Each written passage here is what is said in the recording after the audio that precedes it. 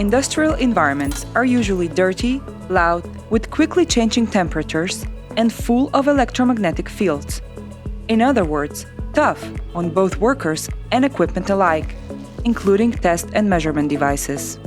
Fortunately, the MD9273 clamp meter is designed to work reliably and even in the toughest conditions and in the most demanding applications.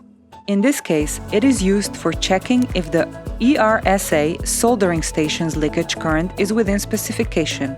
MD9273 is clamped around the station's heater supply cable, which according to the product documentation, should contain only line and neutral wires, paving the way for the use of the differential method.